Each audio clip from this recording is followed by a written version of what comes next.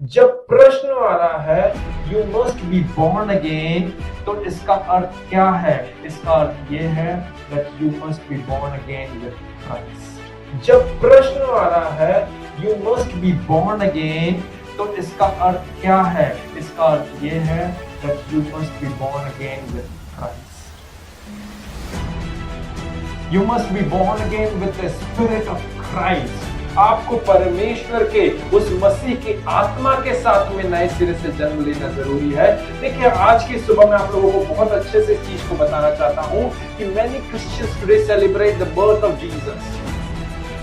So many Christians around the globe, they celebrate the birth of Jesus without letting the same Jesus to be birthed inside of their heart. बहुत सारे लोग आज पूरे संसार भर में यीशु मसीह के जन्मोत्सव को मना रहे हैं, यीशु मसीह के जन्म दिवस को मना रहे हैं। 25 दिसंबर आ गया, अरे क्रिसमस आ गया, merry Christmas merry Christmas merry Christmas करके मना रहे हैं। इसमें कोई दो राय नहीं है। So many Christians around the globe, they celebrate the birth of Jesus without the same Jesus to be born inside of them, inside of their heart, inside of their household. उनके जीवन में they are called as namesake Christians. वे लोग नामधारी Christians के रूप में जाने जाते हैं, जो कलीसिया में दिख जाएंगे आपको, जो पूरे वर्ष कलीसिया में नहीं आते हैं। क्रिसमस के टाइम पे कलीसिया जो है वहां पर चर्च की कुर्सियां खचाखच भरी रहती है, क्योंकि ये उनका त्योहार है, ये उनका फेस्टिवल होता है। So many Christians celebrate the birth of Jesus without letting the same Jesus to be born in their heart. क्योंकि देखिए, बाइबल बहुत क्लियरली आपको और मुझे इस चीज को बताती है। Bible is so much clear and specific about saying this one thing, that when Mary got into a relationship with the Holy Spirit, it leads to the birth of Jesus. मैं फिर से कहना चाहूंगा that when Mary got into the relationship with Holy Spirit, ये relationship जो थी मरियम की पवित्र आत्मा के साथ में जिस्मानी रिलेशनशिप नहीं थी, जिस्मों का मिलन होना नहीं था।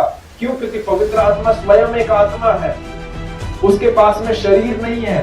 परंतु जब मरियम पवित्र आत्मा के साथ में एक रिश्ते में आई, मरियम के साथ में जब पवित्र आत्मा ने एक वाचा बांधी, तो उस वाचा के फलस्वरूप it leads to the birth of Jesus.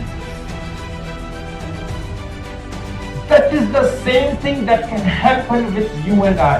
ये सेम चीज, ये सेम प्रोसेस जो मरियम के साथ में हुई है, वो मरियम के साथ की प्रोसेस आपके और मेरे साथ में भी होती है। जब आप पवित्र आत्मा के साथ में रिश्ते में आते हैं, जब आप उस पवित्र आत्मा के स्पर्श को अपने जीवन में अनुभव करने पाते हैं, when you get baptized with the Spirit of God, when you get filled with the Spirit of God, when you have been infilling with the Holy Spirit, जैसे ही आप पवित्र आत्मा से भरते हैं, that leads to the birth of Jesus. Maryam ने यीशु के शरीर को जन्माया था, but when I am talking about birthing Jesus, जब मैं आप लोगों के साथ में यीशु को जन्म देने की बात कर रहा हूं, तो यीशु मसीह का कोई यहाँ पर पुनर्जन्म नहीं होना है। बाइबल पुनर्जन्म को नहीं बताती है, बाइबल कोई रीइंकार्नेशन को अलाउ नहीं करती है, बट बाइबल रेजरेक्शन को बताती है। हमने इस चीज को सीखा है ऑलरेडी। Hallelujah, hallelujah. तो जब यीशु मसीह के साथ में जन्म लेना है, जब हम निकोदेमुस के भी दृष्टांत से इस चीज को समझ रहे हैं कि जब वो बोल रहा है कि कैसे एक व्यक्ति जो बूढ़ा हो चुका है, अपनी माँ के गर्भ में प्रवेश लेकर के वापस नए सिरे से जन्मे या दूसरी बार जन्मे, नहीं। यीशु जब उसे बोल रहे हैं कि अचंभा ना कर, जब मैं तुझे कह रहा हूं तुझे नए सिरे से जन्म लेना है, what does he mean by that? Is mean by that you need to be born again with the spirit of Christ. अंग्रेजी बाइबल कितनी क्लियरली बताती है। English Bible says it like this in verse 6 that human can reproduce only human life. दो मनुष्य मिल करके एक और मनुष्य को जन्म दे सकते हैं, बच्चा पैदा कर सकते हैं, सरल भाषा में बोले तो। But the Holy Spirit gives birth to the spiritual life.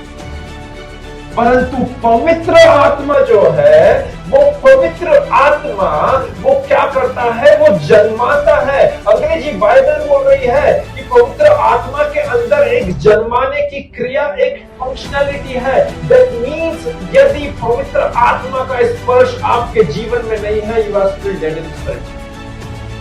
You are still dead in spirit। अगर आप पवित्र आत्मा के एनकाउंटर से नहीं गए हैं, तो आप अभी भी आत्मिक दशा में मरे हुए हैं। इसीलिए वचन क्या बोल रहा है? But the Holy Spirit gives birth to the spiritual life। आपके और मेरे आत्मिक जीवन की जो बिगिनिंग होती है, जो इनिशिएशन होता है, जो बर्थिंग प्रोसेस होती है, वो स्पिरिट, होली स्पिरिट कराता है। Hallelujah, Hallelujah, Hallelujah। This is something बहुत बहुत पावरफुल है कि हम इसे समझने जाएं।